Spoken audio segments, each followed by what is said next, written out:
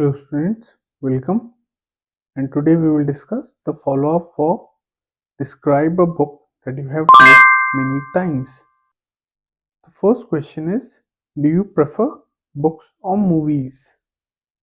And the answer could be, like many people, I prefer movies over books as they are a visual treat.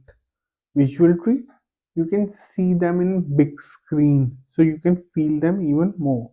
Also, movies contain several aspects including visual experiences, emotional engagement, and the ability to escape reality. By watching movies, you can imagine more because there is already a picture in front of you. So you can have a bigger experience, a bigger visual experience. You are more emotionally connected to the characters, and movies have a ability for you to escape reality. Okay, when you see an action movie, you get engrossed and you escape your daily routine. Okay, this combination makes movies a unique and immersive form of entertainment. Okay, now the second question is, do you think it is important to read the book before watching the movie version of it? So the answer is, in my view, it is advisable to read the source material before watching its cinematic adaptation. Synonym for movies is cinematic adaptation.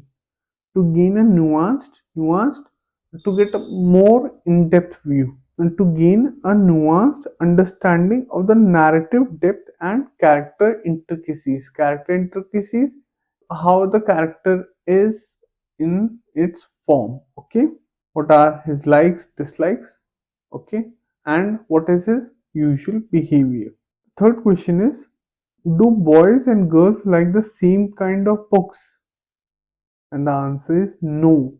Literary tastes are not inherently gender specific. Gender specific, they are not biased towards one gender or the other.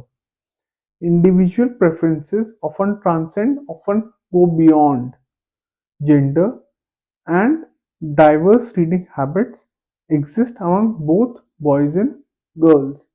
Diverse reading habits, so they read different kind of books.